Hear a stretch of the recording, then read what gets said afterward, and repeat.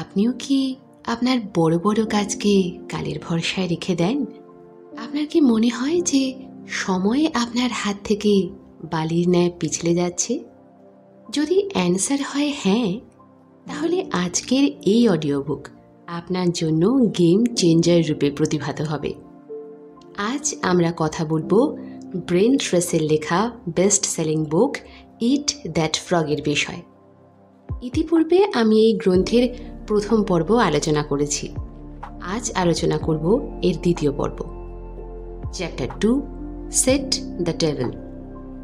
আপনি কি কখনো ভেবেছেন যে সিংহ কিভাবে তার প্রতিটা শিকার নিখুঁতভাবে করে? সে না কোনো মূর্খতার বশবর্তী হয়, আর না তার শক্তি বিনা কারণে খরচ করে। তাহলে তার রণনীতির আসল রহস্য কি? এই সিক্রেট আজ আমি আপনাদের সাথে শেয়ার করব, যার দ্বারা আপনি না কেবল নিজের লাইফে ক্ল্যারিটি পাবেন, সেই সাথে প্রতিটি গোল এমনভাবে অ্যাচিভ করবেন যেমন সিংহ তার শিকার। ভাবুন, যদি একটি সিংহ জঙ্গলে দৌড়ায় কিন্তু সে জানেই না যে সে কাকে ধরতে চাইছে, সে কি সফল হবে? একদমই না। কিন্তু এই ভুল আমরা মানুষেরা করি। আমরা ক্লিয়ার গোল ছাড়া, প্ল্যানিং ছাড়া এদিকে সেদিকে দৌড়াতে থাকি, আর অবশেষে যখন হাঁপিয়ে যাই তখন ভাবি যে আমার পরিশ্রম কি বেকার ছিল? এই অধ্যায়ে আমরা জানব 7টি এমন পদক্ষেপ যা আপনাকে আপনার প্রতিটি গোল অ্যাচিভ করতে সাহায্য করবে। এটি না শুধু প্রোডাক্টিভিটি বাড়ানোর পদ্ধতি বলবে, সেই সাথে আপনার প্রতিটা দিন তথা জীবনকে একেবারে সুপরিকল্পিত ও কার্যকরী বানিয়ে দেবে। কল্পনা করুন যে আপনি এক সকালে উঠলেন আর ভাবলেন যে আজ আমি বড় কিছু করব, কিন্তু যেই আপনি কাজ করতে বসলেন আপনার মাথায় এলো, যাই একটু সোশ্যাল মিডিয়া চেক করে নিই, তারপর যাই একটু চা বানিয়ে নিই, তারপর আরে ওই নতুন ওয়েব সিরিজটা কেমন হয়েছে, যা একটু দেখে আসি। এইভাবেই দিন শেষ, আর আপনার সেই বড় স্বপ্ন কালকের জন্য পোস্টপন্ড।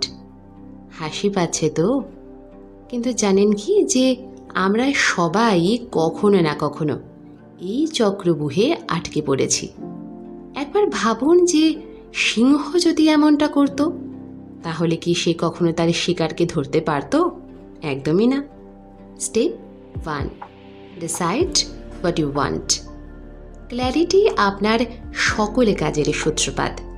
যেমন সিংহ প্রথমে তার নিজের শিকারকে বাছে, তেমনভাবেই আপনাকে আপনার গোলকে চিনতে হবে। লক্ষ্য পরিষ্কার না হলে আপনি সফলতার দিকে এগোতেই পারবেন না। Step 2, right it down. নিজের গোলকে লিখুন। এটি না কেবল আপনার মস্তিষ্কে জায়গা করে নেয়, বরং আপনার নিজের লক্ষ্যকে দেখার ও অনুভব করার শক্তি দেয়। মনে রাখুন, যা লেখা হয়নি তা কেবল একটা স্বপ্ন। স্টেপ 3, সেট আ ডেডলাইন। একটা সিংহ নিজের শিকার মুহূর্তের মধ্যেই ধরার চেষ্টা করে। সে জানে যে যদি সে দেরি করে তাহলে শিকার পালিয়ে যাবে। আপনার গোলের জন্যেও একটা সময়সীমা জরুরি, যাতে আপনি তাকে কালের ভরসায় ছেড়ে না দেন।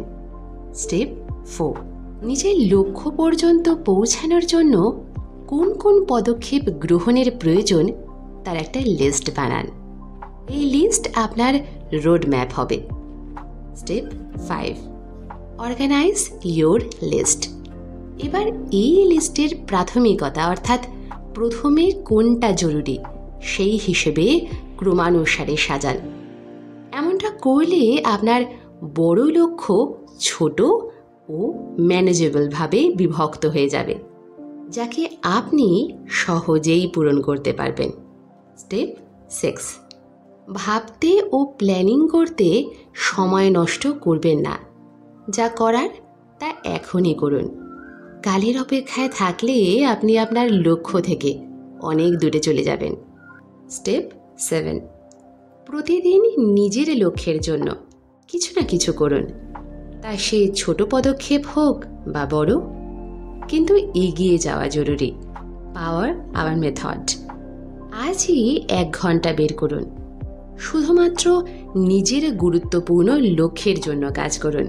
খেয়াল রাখুন যে সেই সময়ে যাতে কোনো প্রকার বাধা না আসে, না ফোন, না ইমেল, না সোশ্যাল মিডিয়া। ব্যাস, এই 1 ঘন্টায় নিজেরই সমস্ত শক্তি লাগিয়ে দিন। আপনার এই ছোট্ট পদক্ষেপ আপনাকে আপনার স্বপ্নের কাছাকাছি নিয়ে যাবে। ভাবুন, যখন আপনি আপনার লক্ষ্যের জন্য প্রতিদিন একটা করে পদক্ষেপ গ্রহণ করবেন, তখন কেমন লাগবে? আপনি না শুধু নিজের উপর গর্ব অনুভব করবেন, বরং আপনার নিজের সম্মানও বাড়বে। এই ছোট্ট ছোট্ট অভ্যাসই আপনাকে সফলতার পথে নিয়ে যায়।